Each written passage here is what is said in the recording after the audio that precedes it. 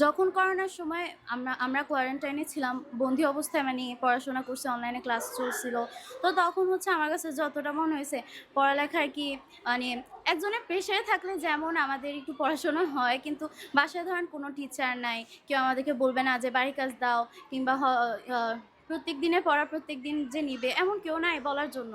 তো সেই ক্ষেত্রে আমার কাছে মনে হয় যে বর্তমানে যেই আম ডিসিশনটা সরকার নিচ্ছে যে মানে সপ্তাহে হচ্ছে ৩ দিন অনলাইনে ক্লাস করবে আর ৩ দিন হচ্ছে অফলাইনে মানে স্কুলে এসে ক্লাস করবে।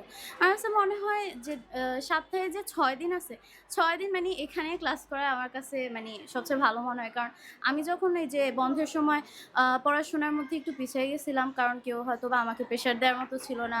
যেমন স্কুলে আমাদের টিচার আমাদেরকে প্রেশার দিবে, বলবে যে তুমি পড়ো কিংবা তোমার সামনে পরীক্ষা আছে, তুমি একটা প্রিপারেশন নাও। সিলেবাস শেষ হচ্ছিল না। তো সেই কারণে আমার কাছে মনে হয় যে সপ্তাহে ৩ দিন ৬ দিনের ক্লাসটা এই স্কুলে করাই ভালো আরকি। আমার যেটা নিজস্ব মানে মতামত। অফলাইনে।